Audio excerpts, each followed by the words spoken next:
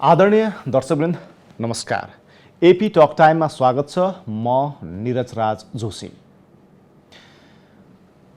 संघीयताको जननीको रूपमा आफूलाई परिभाषित गर्दै आएको प्रदेश नम्बर 2।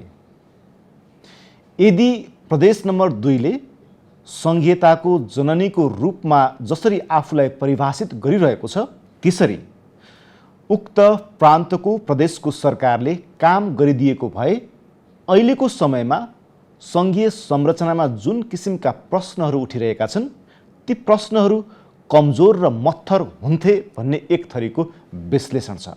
तर प्रदेश सरकार सञ्चालन गरिरहेका राजनीतिक दल र नेतृत्व भने कानुन र संविधानका प्रावधानहरूले जति आफूलाई अधिकारहरू प्रत्यायोजन गरेको छ, त्यस अनुसार हामीले धेरै काम गर्यौं भनेर भनिरहेका छन्।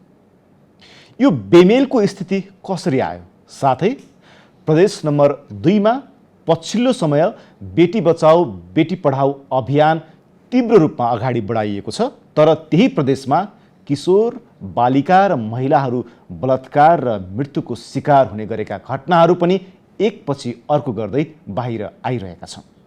यी घटनाहरूमा प्रदेश सरकार कहाँ चुकिरहेको छ? प्रदेश सरकार कमजोर किन साबित भइरहेको छ? या बाहिरी बुझाइ र भित्री गराइमा फरक हो? आज हामी यिनै विषयसँग सम्बन्धित रहेर यो बसाइमा कुराकानी गर्नेछौँ, जसका लागि हामीसँग हुनुहुन्छ प्रदेश नम्बर 2 का मुख्यमन्त्री लालबाबु राउत। उहाँलाई कार्यक्रममा स्वागत गर्ने अनुमति चाहन्छु। यहाँलाई स्वागत छ। धन्यवाद। करिब तपाईले प्रदेश सरकारको नेतृत्व गर्न थालेको 4 वर्ष पुरा हुन थाल्यो। यो 4 वर्षमा 3.5 वर्ष, त्यसैले मैले 4 वर्ष पुरा हुन थाल्यो भने यो तपाईकै शब्दमा 3.5 वर्षमा के त्यस्तो काम गर्नुभयो जसले आज तपाईलाई गौरवको अनुभूति हुन्छ? सबभन्दा ठुलो कुरा यहाँ जसरी सुरु गर्नुभयो कि संघीयतालाई अब मुलुक संघीय प्रणालीमा गइसकेपछि संघीयतालाई संस्थागत गर्ने र संघीयता मजबुत पार्ने किसिमले हामीले आवश्यक ऐन कानुन हामी निर्माणको क्रममा लाग्यौं। किन भन्दाखेरि अब हामी आइसकेपछि हामीसँग आवश्यक ऐन कानुन पनि थिएन। आवश्यक अहिले पनि त्यो अभाव त छँदैछ।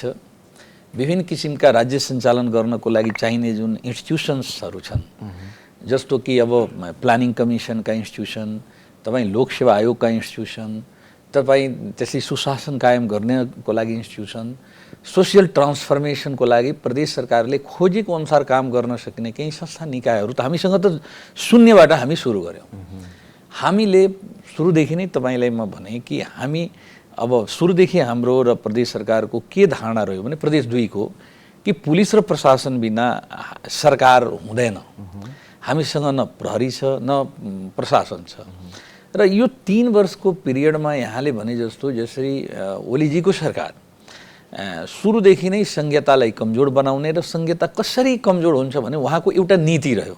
यसका बावजुद पनि तपाईले भने जस्तो कि हामीले सुरुदेखि नै अब मेरो मनमा के थियो भने प्रहरी प्रशासनलाई कसरी प्रदेश मातहत ल्याउने, किनभने तपाईँ संविधानकै अब अनुसूचित 6 जुन प्रदेशको एकल अधिकारभित्रको त 1 नम्बरमै हेर्ने हो भने प्रहरी प्रशासन शान्ति सुरक्षाको जिम्मेवारी तपाईको प्रदेश सरकारको। यसको लागि हामीले प्रहरी ऐन पहिलो प्रदेश हो जहाँ हामी प्रहरी ऐन ल्यायौँ। तपाईले प्रशासनको अब आवश्यक कर्मचारी भर्नाको लागि हामीसँग ऐन थिएन। पहिलो प्रदेश हो जहाँ सबभन्दा पहिले हामी प्रदेश निजामती सेवा ऐन पनि हामी ल्यायौँ।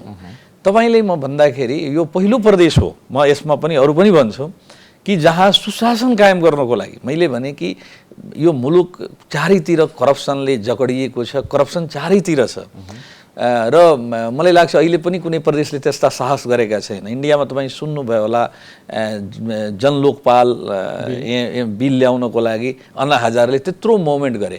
हामी जनलोकपाल ऐन बनाइसकेका छौँ, अब त्यो गठन गर्न बाँकी छ। तर तपाईँकै क्याबिनेटमा बसेका मन्त्रीहरू भ्रष्टाचारको मुद्दामा या भ्रष्टाचारको कुरामा अनियमिततामा उहाँहरूको नाम पटक पटक आयो। तपाईँले त्यस किसिमको होइन, एउटा कुरा नाम अब तपाईँको अहिलेसम्मको जुन ओभरसाइट गर्ने निकायहरू छन् अहिले सङ्घीय सरकारको मातहतमै छन्।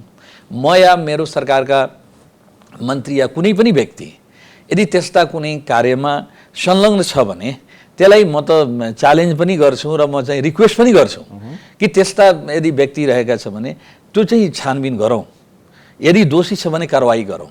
त्यसरी अब प्रदेश 2 कै अब दुई भएपछि अब त्यसलाई चाहिँ विभिन्न कारणले अब आग्रह पूर्वाग्रहले त्यस किसिमको प्रचार प्रसार गर्नु यो उपयुक्त हुँदैन। हैन त्यसरी हेर्न खोजिएको हैन, त्यसैले मैले भने कमान्ड सम्हालेको एकजना हैन हैन एउटा कुरा के भन्दा राजनीतिक नेतृत्व हैन एउटा कुरा के छ भने तपाईँ पनि सुन्नु भयो होला, सुनिराख्नु भयो होला, त्यसैले मसँग प्रश्न गरिराख्नु भएको छ मिडियाबाट, विभिन्न स्रोत साधनबाट। म भन्छु कि यदि करप्सन छ, तपाईकै अरु साथीहरुले पनि भन्नुहुन्छ हैन करप्सन छ, अनियमितता छ, त्यसको लागि ओभरसाइट गर्ने निकायहरू छन्, त्यो अख्तियार छ, त्यसका विङ्सहरू छन्। म त त्यसै भन्छु कि म रिक्वेस्ट पनि गर्छु तपाईलाई, म भनौँ एउटा कुरा रिक्वेस्ट गरौँ। पहिलो प्रदेश हो जहाँ मैले चाहिँ त्यो बेला नवीन घिम्रेजी हुँदाखेरि म प्रमुख सचिव र मुख्य न्यायाधिवक्तालाई लिएर मैले वहाँ कहाँ पुग्दाखेरि म चाहिँ यो ओभरसाइट गर्ने निकाय बनाउन चाहन्छु, अख्तियारको एउटा मिनी त्यो अख्तियार बनाउन चाहन्छु जो चाहिँ छानबिन गरेर, किनभने संविधानका स्पिरिट र संविधान बाहिर गएर त बनाउन सक्दिनँ। उहाँसँगको फिडब्याक लिएर त्यो बेला सम्पूर्ण उहाँको टिमका बसाएर हाम्रो कुरा सुनेर त उहाँलाई त सुन्नी पनि राख्नु भयो होला कहीँ। उहाँलाई म उहाँसँग कुरा गर्दाखेरि मलाई आश्चर्य पनि लाग्यो र उहाँसँगको फिडब्याक लिएर प्रदेश सरकारले त्यस्तो ऐन पनि बनायो। म जोड्न के चाहन्छु भने र अरू पनि म संहिताको तपाईँ कार्यान्वयनको कुरा गर्नुभयो र पहिलो प्रदेश हो जहाँ सङ्घीय सरकारको विरुद्धमा हामी मुद्दा हाल्यौँ, जस्तो कि सागरनाथ वन। अहिले सङ्घीय सरकारका तत्कालीन सरकारले त्यो एउटा जङ्गल अब अहिले भनेको अब चुरेर अहिले बाँकी रहेको जङ्गल बचाएन भन्ने त प्रदेश 2 त समाप्त हुन्छ। अब नि मुख्यमन्त्रीज्यू तपाईँले त्यो कुरा भनिरहँदाखेरि तपाईँले केन्द्रीय सरकारले केही कुराहरू गरिदिएन, कानुन बनाइदिएन, जसका कारणले हामीले गर्न खोजेको कामहरू पनि गर्न सकिएन समयमा भनिरहँदा तपाईँको प्रदेश सभाको बैठक लामो समयदेखि बस्न सकेको छैन हैन। गएको 1 वर्षमा 4वटा कानुन बन्यो, 15वटा विधेयक विचाराधीन छन्। तपाईँ भन्नुहुन्छ कानुन बनाउन पाइएन, किन हामीले आवश्यक कानुनहरू बनाएछौँ। हामीले आफ्नो काम अनुसार तपाईँले भन्दाखेरि जुन अनुसूचीभित्र रहेका हाम्रो आफ्नो कार्य सञ्चालनको लागि कुनै पनि हामी कानुन बाँकी राखेका छैनौँ। विभिन्न कारणहरू थियो, कोरोना र विभिन्न कारणले पछिल्लो चरणमा त कोरोनाको कारणले पनि धेरै बैठक बसिएन। अब तपाईँले पोहोर पनि तपाईँ हेर्नुभएकै होला, मैले चाहिँ अब कुनै पनि प्रदेशभन्दा हाम्रो प्रदेशमा कम कानुन बनेका छैन। तपाईँले भने नि अब हैन बैठकहरू बस्न सकेको छैन, तर भत्ता बापत 40 करोड रुपियाँ भन्दा बढी खर्चिएको छ, तर सदन बोलाउन तपाईहरुले सरकारले सकिरहेको छैन। भत्ता कसरी खर्च हुन्छ जब बैठक नै बस्दैन भने भत्ता खर्च हुन त त्यही तथ्याङ्क बाहिर आएकोले मैले तपाईसँग के हो त भनेर जिज्ञासा राख्न। एउटा कुरा के भन्ने, अब तथ्याङ्क कसरी बाहिर आउँछ, कुन तथ्याङ्कले लिएर कसले के गर्छ, म त्यतातिर जान चाहन्न। म तपाईँलाई के भन्छु, अब हामी तपाईँलाई थाहा छ कि माननीय प्रदेशसभा सदस्यहरू सिग्नेचर गरे बापत उहाँले पाउने हो। माननीय प्रदेशसभा सदस्य जुन संविधानले नै तोकेका, अब ऐनले नै तोकेका जुन उहाँकोहरूको सुविधा छ, त्यो सुविधालाई त हामी अब त्यो त कटौती गर्न मिल्दैन। त्यस बाहेकका केही सुविधा मलाई लाग्दैन कि उहाँहरू लिनुभयो होला, हामी लिने पनि होला। त त्यसैले अब कसरी कुन स्रोतबाट त्यस किसिमका आएका छ मलाई यसमा चाहिँ अब यो सूचना त फेरि तपाईहरुकै कसरी आउने हो, कसरी आफै एक्जाजरेट गरेको सूचना होइन हैन त कसरी आउन सक्छ। मलाई त्यही भन्दाखेरि तपाईँ नै भनौँ कोरोनाको कारणले सही कुरा हो, हामी चाहिँ अब नियमित बैठक गर्नुपर्ने। तपाईलाई लास्ट अब भनौँ न 1.5 वर्षदेखि त यसमा चाहिँ हामी अब कोरोनाको कारणले र कोरोना अरू प्रदेशभन्दा सुरु भएको प्रदेश र ओपन अलिकता सीमाले गर्दा चाहिँ कोरोनाको अलिकता बढी जनघनत्वको कारणले बढी चाहिँ अब सङ्क्रमण देखिएको थियो विगतमा। त्यो कारणले पनि बैठकहरू थोरै बस्यो र म भन्छु कि हरेक हिसाबले पनि हामी चाहिँ आवश्यक ऐन कानुन आफूले बनाउनु पर्ने। मैले भने नि प्रदेश निजामती सेवा, प्रदेश प्रहरी, प्रदेश अब तपाईँ दलित सशक्तिकरण, दलितलाई चाहिँ इम्पावर गर्ने, दलितलाई अब उसको चाहिँ सामाजिक न्याय, अब त्यो तपाईँले भन्नुभयो कि यस्ता समुदायहरू महिला हिंसाको लागि मैले भने कि बेटी पढाऊ बेटी बचाऊ अभियानकै एउटा पार्टको रूपमा त्यो पनि अहिले बिल चाहिँ सदनभित्र चाहिँ समितिमा रहेको छ, चाहिँ बालिका संरक्षण विधेयक लगायतका यस्ता विधेयकहरू पनि हामी सदनभित्र रहेका छन्। र साथसाथै त्यस सँगसँगै तपाईहरुको कानुन, तपाईहरुले बनाइरहेको सुरक्षा व्यवस्थालाई काउन्टर गर्ने गरिकन बालिका बलात्कारको, मान्छे मारेर, बालिका मारेर, किशोरी मारेर गाडी दिने विषयहरू, खोज्नुपर्ने विषयहरू यी किन भइरहेका छन्? एउटा कुरा भन्दाखेरि म तपाईँले भन्दाखेरि सरकार त मेरो छ, प्रदेश 2 मा अब मैले नेतृत्व गरेको सरकार छ। म यहाँलाई भन्छु कि निर्देशन चाहिँ अब अहिलेसम्म चाहिँ अब रामकुमार के अरे यो बादलको चल्ने, यो बादलको चल्ने, अहिले चाहिँ खाडजीको चल्ने भनेपछि यहाँको एउटा एसपी पनि अब यहाँको इन्स्पेक्टर, प्रहरी इन्स्पेक्टर पनि सरुवा गर्दाखेरि यहाँको गृह मन्त्रालयले सरुवा गर्ने भनेपछि अब सरकार त मेरो छ। तपाईले भनेपछि क्राइम त त्यहाँ भइराखेको छ विभिन्न कारणले। अब अस्ति नै तपाईको अब पुलिस कस्टडीमा एकजना दलितले सुसाइड गरे हो आयो। तपाईले त्यस्ता थुप्रै घटनाहरू लास्ट इयर त, यसपालि त थोरै भयो, लास्ट इयर त मलाई 4-5 जना दलितहरू कुनै न कुनै पुलिस तपाईको टर्चरले पुलिस हिरासतमै उनीहरू चाहिँ या कुनै न कुनै कारणले मरेको, महिला हिंसाको कुरा यहाँले उठाउनु भयो। अब यो चाहिँ के गृह प्रशासनको जिम्मेवारी तपाईहरुले नपाएका कारणले भइरहेको हो या यसको सोसियो इकोनोमिक फ्याक्टर चाहिँ महत्त्वपूर्ण हो जस्तो तपाईहरुले सोच्नु भएको छैन? हैन, एउटा कुरा के भन्दाखेरि मैले के गर्दाखेरि अब तपाई अब मसँग तपाई त्यस किसिमका एक्सपेक्टेसन गर्नुहुन्छ भने मेरो एक्सपेक्टेसन भन्दाखेरि प्रदेश 2 भित्र तपाई मात्र होइन, त्यस्ता घटनाहरू हुँदाखेरि हाम्रो प्रदेश सभामा माननीयज्यूहरू जोरदार किसिमले कुरा उठाउनुहुन्छ, सत्तापक्ष प्रतिपक्ष जसले पनि कि प्रदेश सरकारले त्यस्तो घटना हुँदाखेरि कुनै एक्सन लिएन। अब एक्सन लिँदाखेरि अब यहाँको सेन्टरको जुन चाहिँ त्यहाँ चाहिँ अब निर्देशन चल्ने भएपछि मैले जतिसुकै बोलाएर भन्दा पनि त्यो त मेरो त हुन सकेन। अब पर्सा जिल्लाकै अब कुरा गर्ने हो भने त्यहाँ दुनिया किसिमको अहिले चाहिँ अब विभिन्न किसिमका अहिले चाहिँ एसपी को कुरा गर्ने हो भने ऊ आफ्नो गतिविधिमा लागेका छन्। मेरो जिल्ला अब उनलाई भन्दाखेरि अब उनले भन्दाखेरि पन्छी हिँड्छन्, मैसँग कुरा गर्दाखेरि भागी हिँड्छन्। अब मलाई दुनिया आउँछ कि त्यहाँ चाहिँ दुनिया किसिमको अहिले चाहिँ तस्करी भइराखेको छ, मलाई आउँछ त मैले जानकारी छ, जानकारी छ। अब उनलाई हटाउनको लागि, उनलाई कारवाही गर्नको लागि मैले चाहिँ अब कहाँ मैले कारवाही गर्न मसँग अधिकार भएको भए उसले त्यस्तो गर्न सक्थ्यो, इमिडिएट मैले कारवाही गर्थेँ नि त। यो आवाज प्रदेश सरकारले मुखरित त गर्न सक्छ नि, खै गर्छ। म तपाईँले भन्छ ओलीजीको बैठकमा, अन्तर प्रदेश परिषदको बैठकमा मैले जोरदार एकचोटि होइन पटकको बैठकमा भनेको छु कि प्रहरी तपाईँ चाहिँ यो समायोजन गरेर पठाउनु पर्ने। अहिले 2076 माघ 28 गते राष्ट्रपतिजीबाट समायोजन विधेयक प्रमाणित भइसकेपछि त ऐन भइसक्यो न, 1-2 महिनाभित्र ऐन चाहिँ ऊ गर्नुपर्ने हो। तर अहिलेसम्म त्यो ऐन ऊ गर्न सकेका छैन। म भन्छु त्यो कार्यान्वयन गर्न सकेका छैन। त्यो ऐन कार्यान्वयन गराउने जिम्मेवारी कसको? सरकारको थियो नि।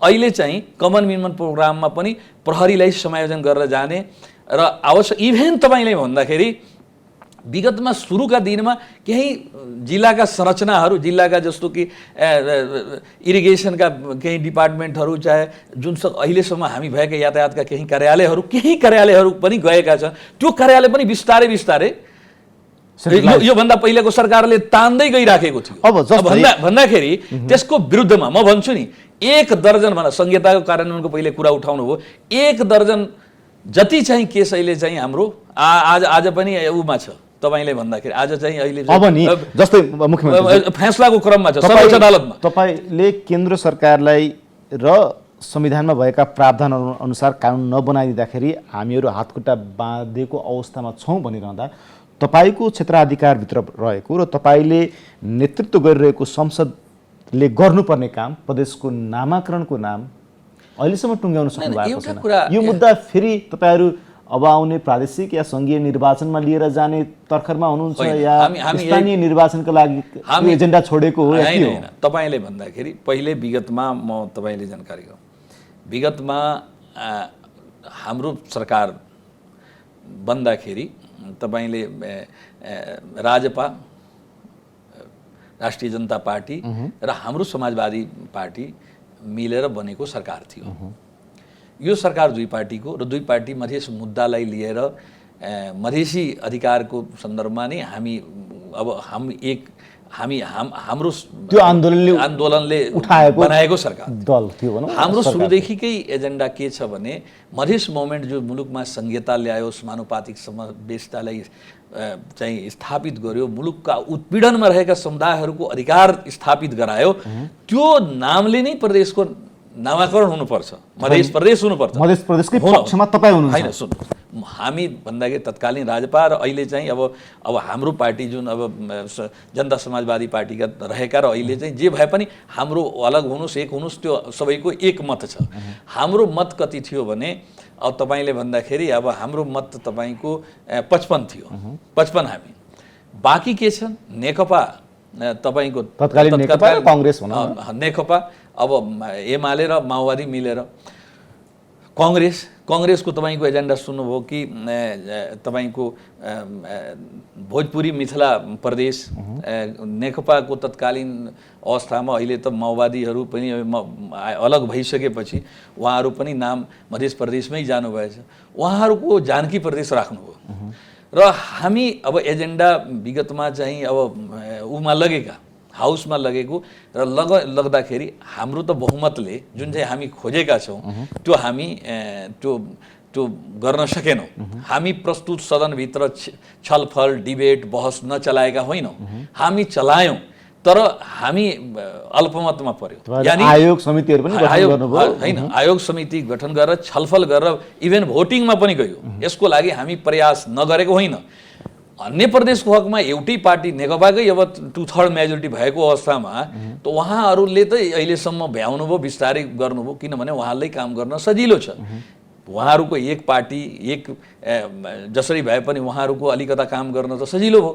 तर हाम्रो पार्टी जुन चाहिँ अब भन्दाखेरि नेकपा अब एमाले, नेकपा माओवादी, नेपाली काङ्ग्रेस जो चाहिँ अलग अलग पृष्ठभूमिबाट आउनु भएको, उहाँहरूको विचार सिद्धान्त मैले चाहिँ यसरी यो तपाईँको यो कार्यकाल र यो प्रदेश सभाको कार्यकालमा 2 नम्बर प्रदेशकै रूपमा रहन्छ, यसले नाम पाउँदैन। हामी तुरन्त अहिले चाहिँ हाउस खोल्ने बित्तिकै हामी चाहिँ फेरि नामाकरण र राजधानीको लागि हाउस खोल्ने कुरा त फेरि तपाईँहरूमै निहित छ नि, कहिले खोल्नु? खोल्छौँ, छिटै खोल्छ। अब त्यो चाहिँ अब अहिले चाहिँ हामी बजेट तपाईँले म जानकारी गराउँ, नेकपाका अहिले पनि 6वटा प्रदेशमा कुनै पनि प्रदेशमा मलाई लाग्दैन कि एकमतले सत्ता पक्ष र प्रतिपक्षले एकमतले बजेट नीति कार्यक्रम र तपाईँको बजेट पास गरेको होस्, तर प्रदेश 2 मा सर्वसम्मतिले सबैले बजेट पास गरेका हुन्। यो चाहिँ अनौठो बजेट कार्यान्वयन, बजेट पारित गर्ने विषयमा या अरू कुराहरूमा तपाईँहरूको एकमत हुन्छ।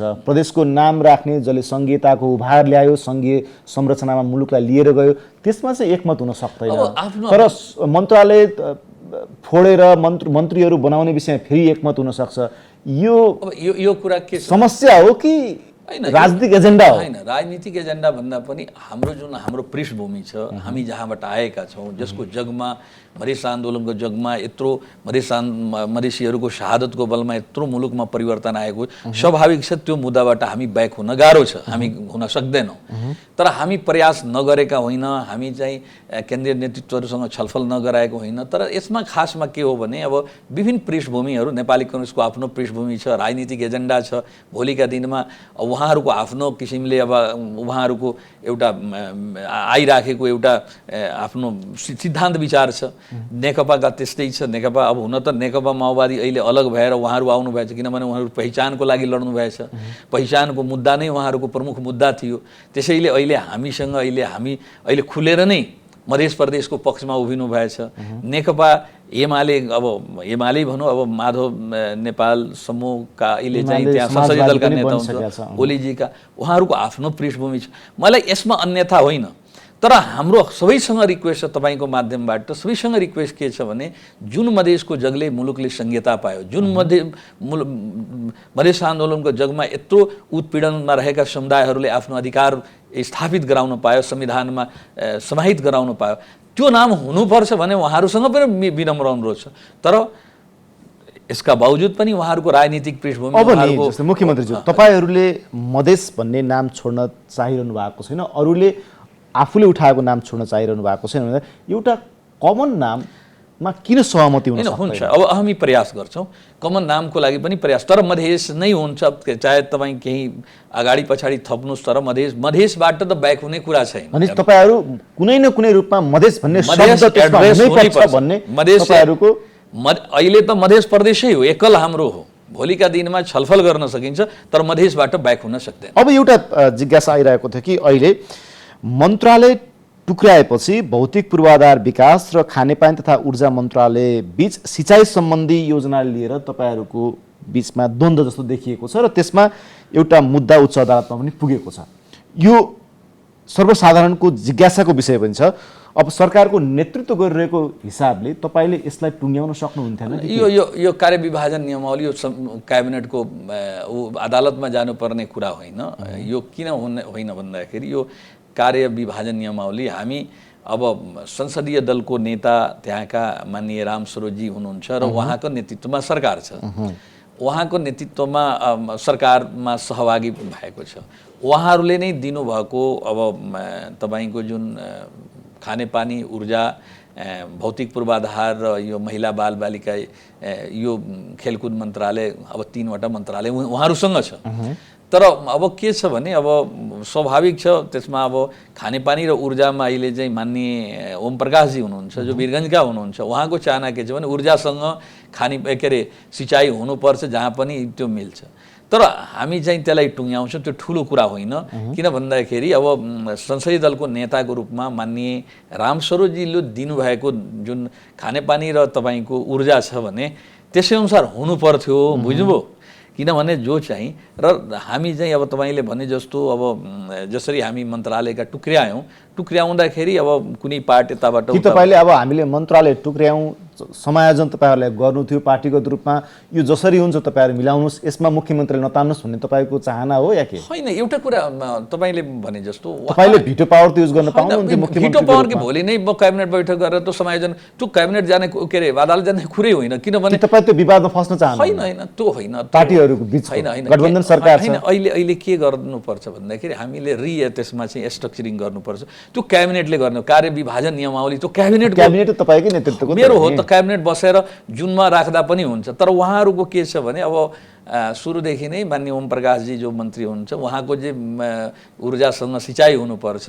अब माननीय रामसरोजीको उहाँको के छ भने होइन, हामीले दिँदाखेरि खानेपानी र ऊर्जा मात्र दिएका यो किसिमको यो कुनै ठुलो चाहिँ फेरि यो त्यो मन्त्रालय, त्यो अन्तर्गतको विभाग, डिभिजन कार्यालय, यिनीहरूभित्रको बजेटको कुरा महत्त्वपूर्ण हुन्छ नि फेरि? होइन, एउटा कुरा के हो, विषय त्यही हो कि के हो? बजेट त बुझ्नुभयो होला नि तपाईँ? होइन, बजेट त आफ्नो ठाउँमा छ, तर काम गर्नको लागि पनि उहाँहरूलाई हुनसक्छ होला मन्त्री बनिसकेपछि जो कोही पनि काम गर्न खोज्छन्, यसलाई अन्यथा भन्न हामीले मिल्दैन। किन भन्दाखेरि मन्त्री बनिसकेपछि जो कोही पनि चाहन्छ बढीभन्दा बढी मेरो मन्त्रालयबाट काम होस्, हुनसक्छ होला। यो ठुलो कुरा होइन, यो मेरो क्षेत्राधिकारभित्रको कुरा हो। जुन दिन क्याबिनेट बसिन्छ त्यही दिन निर्णय गरिन्छ र उहाँहरूको अब इन्टरनल एउटै पार्टीको उहाँहरू हुन्, त उहाँलाई त हामी दिइसकेका छौँ। अब नि मुख्यमन्त्रीज्यू, हामी अन्त्यतिर छौँ। भौगोलिक रूपमा एकदमै सुगम क्षेत्रको रूपमा प्रदेश 2लाई या तराई क्षेत्र लिइन्छ, तर प्रदेश 2कै जुन 8वटा जिल्लाहरू रहेका छन् तिनीहरू कर्णाली प्रदेशभन्दा पनि पिछडिएको भन्ने देखिन्छ। पछिल्लो तथ्याङ्क 2011कै जनगणना हेर्ने हो भने त्यस किसिमको तथ्याङ्कहरू देखिन्छ। यद्यपि त्यसमा पछिल्लो समयमा केही हदसम्म सुधार भएको होला। हिजो केन्द्र सरकारले या तत्कालीन राणाकालको सरकारले होस् या पञ्चायतको सरकारले होस् मधेसलाई हेरिएन, त्यसकारण हामीहरू पछाडि पर्यौँ भन्ने एक किसिमको तथ्याङ्कहरू, विश्लेषणहरू सुन्ने गरिन्छ। अहिले तपाईँहरू आफै त्यो क्षेत्रका जनता आज राज्य सञ्चालनको स्थितिमा हुनुहुन्छ र पनि त्यस किसिमको गुणात्मक परिवर्तन हुन सकेन भन्ने जिज्ञासालाई तपाईँले कसरी सम्बोधन गर्नुहुन्छ? म तपाईँले भन्दाखेरि प्रदेश मलाई अलिकता टाइम, प्रदेश 2मा तपाईँ दलित 18% छन्, त्यस्तैको हाराहारी 12-13% सबभन्दा बढी छुवाछुत दलितकै नाममा फेरि प्रदेश 2मै हुन्छ। म तपाईँले भन्दाखेरि त्यसको लागि दलित सशक्तिकरण पहिलो प्रदेश होला, दलितलाई इम्पावर गर्ने एक्ट पनि हामी बनाइसकेका छौँ। कानुन त फेरि नेपालमा मुलुकी ऐन पनि थियो, तर भएन, त्यस्तै हो कि भन्ने खोजे मुलकी ऐन भन्दा पनि त्यसैले मैले भनेको। अर्को मलाई अलिकता यसमा छ, तपाईँ मुस्लिम समुदाय पनि करिब 12-13% छ, महिला जहाँ 50% छ, दुई तीनवटा कुरा के छ भने अब तपाईँले जुन एचडिआई को कुरा गर्नुभयो, मानव विकास सूचकाङ्कमा शिक्षा, स्वास्थ्य, खानेपानी, अन्य जुन चाहिँ डेभलपमेन्ट पूर्वाधारका कुराहरू हेर्ने हो भने तपाईँ सुगम ठाउँ र थोरै पैसामा बढी विकास गर्ने ठाउँ, थोरै पैसामा इन्स्टिट्युसनहरू खडा गर्न सक्ने, उद्योग धन्दाहरू सञ्चालन गर्न सक्ने, पर्यटनका त्यस्तै पनि आकर्षण बनाउन सक्ने सबै सम्भावनाहरू छ। तर तपाईँ यो 3.5 वर्षको कुरा गर्ने हो भने हामी आउँदाखेरि इन्टर्नल कर्मचारीको अभाव, हामीले खोजे अनुसार कर्मचारी, तपाईँले एउटा कुरा राख्नुभयो नि, तपाईँ गर्न सक्नु भएन, कर्मचारी सङ्घले पठाउने र 6 महिनाभित्र कर्मचारीहरूलाई ट्रान्सफर गर्ने, कोही चाहिँ अहिले त्यहाँ पुगेका छन् अर्तै गरिदिने भन्दाखेरि त्यो प्रदेशले काम नगरोस् भनेर मानसिकताले। अर्को कुरा जुन तपाईँले भन्नुभयो कि एचडिआई हाम्रो प्रयासको कुरा गरौँ, हामी के गर्न सकेनौँ, के गर्न चाहन्थ्यौँ, के गर्न सकेनौँ। कर्मचारीहरू जुन चाहिँ अब अहिले पनि सचिव र प्रमुख सचिव जुन अहिले भनिया छ, त्यो चाहिँ उनीहरूको अहिले कुनै पनि मन्त्रालयभित्र जानु हो भने 6 महिनाभित्र, 6 महिना र वर्ष दिनको बिचमै उनीहरूको सरुवा भएको। 3.5 वर्षभित्र कुनै मन्त्रालयमा 5वटा, कुनै 6वटा, कुनै 7वटा सचिवहरू सरुवा भइसक्यो भनेपछि 1-2 महिना त्यसै बुझ्नको लागि लाग्छ। अहिले काम सुरु गर्ने अहिले गर्न सकेकै छैन भने उसलाई सरुवा गरिदिने एउटा कुरा। अर्को कुरा तपाईँले भने जस्तो कि हामीलाई कति % बजेट दिएको छ, सरकार त हामी छौँ, कुनै पनि कार्यक्रमहरू सञ्चालन गर्दाखेरि हामीसँग के चाहिन्छ, स्रोत साधन चाहिन्छ। एक त स्रोत साधनलाई कार्यान्वयन गरेर हामी पोलिसी बनाउन सक्छौँ, नीति निर्माण गर्न सक्छौँ, हामी त्यो किसिमका नीति ल्याउन सक्छौँ। तर नीतिको कार्यान्वयनको लागि के चाहिन्छ, तपाईँसँग पैसा चाहिन्छ। बजेट कार्यान्वयन, स्रोत परिचालन, बजेट कार्यान्वयनको अवस्था फेरि दयनीय देखिन्छ। तर म तपाईँले भन्दाखेरि अब कार्यान्वयनको कुरा गर्दाखेरि अब मिनिस्टरहरू भनेपछि राजनीति गर्ने व्यक्तिहरू, उनीहरू चेकमा साइन त चल्दैन। उनीहरूले बनाएको पोलिसीलाई कार्यान्वयन गर्ने व्यक्ति को हुन्छ, यहीँबाट गएका जो चाहिँ 6 महिनाभन्दा बढी टिक्दैन, उसले बुझ्न लागेका हुन्छन्। कोही चाहिँ यहीँबाट यति दीक्षा दिएर पठाइन्छ कि तिमीले गएर प्रदेशमा तिमीलाई काम गर्नु छैन, बसेर आउनु छ भने तपाईहरुको प्रदेशको हकमा मात्र त्यो हुन्छ, अरु प्रदेशको हकमा त हैन। अरु प्रदेश मान्यज्यूहरू कुरा गर्दा पनि अरु प्रदेशका मान्यज्यूहरू पनि कर्मचारीहरूबाट गुनासोहरू व्यक्त गर्नुहुन्छ। तथापि जुन परिस्थिति मेरो प्रदेशभित्र रह्यो, मेरो हुन त कुनै सचिवहरू, प्रमुख सचिवहरू राम्रो नगएका होइन, तर चाहिँ जुन किसिमको मैले चाहिँ सहयोग कर्मचारीहरूबाट पाउनु पर्ने, एक त अहिले पनि संघीय सरकारले पठाएको ओएनएम जो जति छ त्यो ओएनएम अनुसारको आधी कर्मचारी पनि अब प्रदेशभित्र छैन। हुन त हामी लोकसेवा गठन गरिसकेका, आफ्नो कर्मचारीको भर्ना प्रक्रिया मैले सुरु गरिसकेका छु, तर कर्मचारी त तिनीहरू त ओभरनाइट त आउँदैन। अहिले जति पनि हामीले कर्मचारी लिनुपर्ने सँगै अब तपाईँले भन्दाखेरि किन छ भन्दाखेरि हामीले बनाएको नीति कार्यक्रमहरूमा अब कर्मचारीको अभाव र कर्मचारीको कारणले गर्दा कुनै साल चाहिँ 50% भन्दा बढी बजेट खर्च नहुने। अब कुरा त फेरि आउँछ तपाईँले जे खर्चै गरिएन। अब खर्च गर्ने व्यक्तिले खर्च गर्न मानेनन्, खर्च गर्ने वातावरण तयार गर्न सकेन भने कसरी खर्च हुन्छ? अब त्यसको सोलो डोलो जिम्मेवारी त फेरि तपाईँमाथि आउँछ। अब तपाईँ अब उनले त संहिता विरोधीहरूले त खोजेकै यही हो। के खोजे हो भन्दाखेरि तिनीहरूलाई तपाईहरुले आड दिइरहनु भएको छ, भरोसा दिइरहनु भएको छ। अब तपाईको कर्मचारी हामी कहाँबाट ल्याउने? कर्मचारीहरूको कहाँ हामी त रातोरात हामीले त त्यो गर्ने होइन। कर्मचारी थोरै पठाउने, कर्मचारी यहीँबाट दीक्षित गरेर पठाउने, असहयोगी कर्मचारीहरू त्यहाँ पठाउने, को असहयोगी हो भन्ने कुरा तिनीहरूलाई त्यहाँ पठाउने, कर्मचारी मागे जति नदिने, समयमा नदिने। र बजेट कार्यान्वयन कसरी हुन्छ? नीति कार्यक्रम बजेट ल्याउने, तपाईँको नीति कार्यक्रम ल्याउने सरकारको जिम्मा हो नि, मन्त्रीको जिम्मा हो नि। त्यो मन्त्रालयभित्र रहेको कार्यक्रमलाई कार्यान्वयन गर्ने त निकायको हो। एक दोस्रो कुरा तपाईँले भने जस्तो अहिले पनि म भन्छु कि अहिले पनि जुन किसिमले संघीय सरकारले जुन प्रायोरिटीमा राख्नुपर्ने हो, ओलीजीको सरकारमा थियो निजगढ विमानस्थल, भनौँ न अहिले किन पर्न सकेन त? अहिले पनि अहिले 20औं वर्षदेखि 20औं वर्षदेखि हुलाकी रोड यो प्रदेश के भन्छन्, यो मुलुककै भनौँ न प्रदेशलाई बढीमा त भने तराई मधेसकै कुरा गर्ने लाइफलाइन मानिन्छ, त्यो किन कम्प्लिट हुन सकेका छैन? कुन यस्तो योजना छ संघीय सरकारबाट प्रदेश 2 मा जो चाहिँ त्यसलाई रूपान्तरण गर्नको लागि? तपाईँ जानुहोस्, अहिले पनि शिक्षा कार्यालय, जिल्ला शिक्षा जो महत्त्वपूर्ण कुरा हो, सबैको चेन्ज शिक्षामा आधारित छ। अहिले संघीय सरकारले अर्ब होइन खर्ब बजेट संघीय अहिले मन्त्रालयभित्र छ। तपाईँले त्यहाँ सोध्नुहोस् कि गाउँकै स्कुलमा गएर हेर्नुहोस् त्यो दुर्दशा कस्तो छ। हामीले शिक्षाको जिल्ला शिक्षा कार्यालय पनि अहिलेसम्म ह्यान्डओभर गर्न सकेका छैन भनेपछि तपाईले हामी बेटी पढाऊ बेटी बचाऊ लगायतका अभियान सुरु गरेका छौँ। अन्त्यमा हामीसँग समय लगभग सकिसकेको छ भनेपछि प्रदेशको मुख्यमन्त्री यी सम्पूर्ण कार्यालय गर्दाखेरि निरीह छ। निरीह होइन, यिनका असहयोग के बावजुद पनि हामीले जति चाहिँ आवश्यक ऐन कानुन निर्माण गरेका छौँ, त्यहाँ काम गर्न सक्ने वातावरण जसरी तयार गरेका छौँ, बिस्तारै मलाई लाग्छ कि अहिले वर्तमान सरकार जस्तो कि कमन मिनिमम प्रोग्राममै आइसक्यो, प्रहरी समायोजन गर्नेदेखि लिएर विभिन्न किसिमका जुन वातावरण तयार।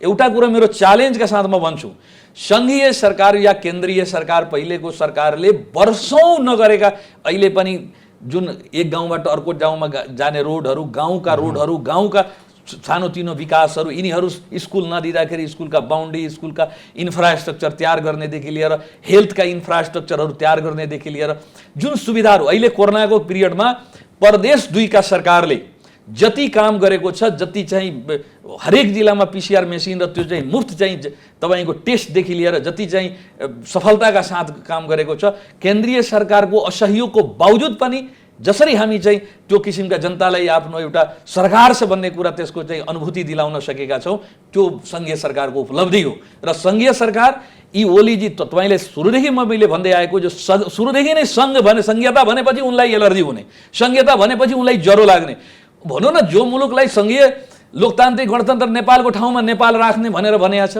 हैन, यो के अरे प्रदेशहरू भनेको सङ्घीय प्रदेशहरू सङ्घीय कार्यालय के अरे एउटा इकाइ हो भन्ने व्यक्ति, त्यस्ता व्यक्तिको असहयोगको बावजुद पनि उसले चाहिँ त्यहाँ असहयोग अन्त्यमा अब गठबन्धन अन्तर्गतको केन्द्रमा पनि सरकार छ, गठबन्धन अन्तर्गतको प्रदेशमा पनि सरकार छ, अब चाहिँ प्रदेश 2 का जनताले विकास हुन्छ, खोजेको विकास अबको 17-18 महिना पाउँछ। हामीले खोजे अनुसार अब हामी अगाडि बढ्छौँ। हामीले त्यस किसिमको अनुभूति पहिले जसरी चाहिँ हामीले असहयोगीहरूको जुन टिम बनाइएको छ अब असहयोग हुँदैन।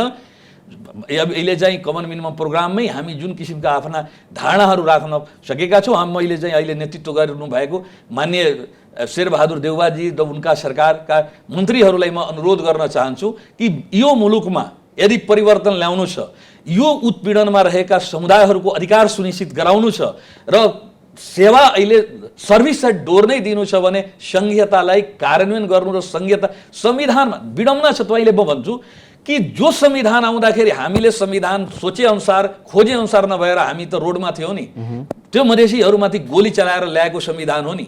त्यो संविधान अहिले हामी चाहिँ संविधानको धारा उपधारा र अनुसूची हेराउँदै हिँडेका छौँ र यो ओलीजी लगायतका यो 3.5 वर्ष चलाएको ओलीजीको सरकार चाहिँ यो सरकार यो संविधानलाई पङ्गु र समाप्त गर्न खोजेको छ। यो जतिको आइरोनिकल के हुन सक्छ र?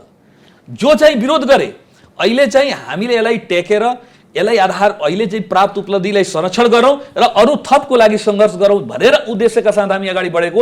यो संविधानको धारा उपधारा देखाउँदै हिँड्ने र उनीहरू चाहिँ त्यसरी नगर्ने। कतिपयले के भन्दैछन् भन्दाखेरि प्रदेश 2 कै तपाईँ एउटा अल्पसङ्ख्यक समुदायबाट आएको मुख्यमन्त्री भएको हुनाले तपाईँलाई अलिकति काम गर्न पार्टीगत रूपमा पनि गाह्रो छ, निर्णय प्रक्रिया भन्छ। यो भनेको म जतिको कम्फर्टेबल, मेरो नेतृत्व पार्टीको नेतृत्व म जतिको विश्वास गर्ने त्यस्तो केही छैन। सबभन्दा म चाहिँ जति मेजोरिटीमा कम्फर्टेबली म सरकारलाई रन गरिराखेको। तपाईँले सबै सरकारको हेर्नुहोस् त, मैले सुन्नुहोस् 2 सरकार भन्दा मधेसको भोट ब्याङ्क फेरि जातीय भोट ब्याङ्क पनि हो। एउटा कुरा जातीय भोट ब्याङ्क त छ नि त, मुस्लिमहरू त मेजोरिटीमा छन्, मुस्लिमहरू कम थोरै छन् त र त्यहाँ भले चाहिँ अशिक्षा बढी छ, गरिबी बढी छ, बेरोजगारी मुस्लिम समुदायमा छ, तर मुस्लिम समुदाय एउटा लार्जर कम्युनिटी हो नि प्रदेश 2 को, त्यो अल्पमतमा छ र त्यो तपाईँको दलित त्यसपछिको यादव र त्यसपछिको मुस्लिमै हो, त्यो लार्जर कम्युनिटीमा त्यो कम छैन। तर म त्यसलाई म आफ्नो पार्टीबाट र पार्टीको नेतृत्वबाट जति सपोर्ट पाइराखेका छु, मलाई लाग्छ कि सङ्घीय सरकारका नेतृत्व गरेका जो चाहिँ सरकारमा रहने र उनका मुख्यमन्त्रीले जति सपोर्ट म पाइराखेको छु, त्यसैले यसमा मलाई कुनै किसिमको उ छैन। तथापि के छ भने यहाँ जुन काम गर्ने जुन सङ्घीय सरकारबाट जुन किसिमको सपोर्ट पाउनु पर्ने, सङ्घीय सरकारले जुन किसिमका सङ्घीयता कार्यान्वयन गर्नको लागि जुन किसिमको एउटा वातावरण तयार गर्न दिनुपर्ने, अब सङ्घीय सरकारले अब प्रदेश सरकार भइसकेपछि अब मान्छेहरू स्वाभाविक छ, मान्छेको इच्छा आकाङ्क्षा काम गर्ने चाहना धेरै छ, तर चाहिँ अब सानो बच्चा अहिले बच्चा जन्मन पाएकै छैन, यो त यो त क्रिकेट राम्रो खेलेन, यो गेम खेलेन भन्ने कुरा उम्मिद गर्नु त्यो त दुर्भाग्य हो नि। सानो बच्चा हुँदाखेरि त उसलाई केयर बढी चाहिन्छ, उसको एफेक्सन बढी चाहिन्छ, उसको न्युट्रिसन बढी चाहिन्छ नि। भर्खर जन्मेको संहिता र संहिताको नेतृत्व गर्ने जुन चाहिँ दल हो या चाहिँ त्यहाँ किसिमका सरकारको नीति कार्यक्रम कार्यान्वयन गर्नको लागि जसरी चाहिँ गार्जियन सङ्घीय सरकारबाट एउटा गार्जियनसिपको रूपमा सहयोग हुनु पर्थ्यो, त्यो सहयोग मैले पाएन। बिल्कुल असहयोग हिसाबको भूमिका सङ्घीय सरकारको रह्यो। त्यसैले आफूले खोजेको अनुसार काम गरेर, तथापि मेरो यो च्यालेन्ज छ कि यो 3.5 वर्षको पिरियडमा र यो पिरियडमा जुन किसिमका हामी आधार खडा गरेका छौँ, जुन किसिमका संरचना खडा गरेका छौँ, जुन किसिमका हामी वातावरण बनाउन सकेका छौँ, जुन किसिमका जनताको भरोसा प्रदेश सरकारभित्र छ, भोलिका दिनमा संहिताको भविष्य उज्जवल छ र संहिता निश्चित रूपमा अब आउने दिनमा एकदम राम्रो भएर जान्छ। हस्, मैले तपाईँलाई यहाँनिर रोकेँ, हाम्रो कार्यक्रममा आएर यति कुरा राखिदिनु भयो, त्यसको लागि तपाईँलाई धन्यवाद। धन्यवाद सियाले। दर्शकवृन्द, उहाँ हुनुहुन्थ्यो प्रदेश नम्बर 2 का मुख्यमन्त्री लालबाबु राउत। आजको एपी टक टाइमको समय सकेको छ, बिदा दिनुहोस्, नमस्कार।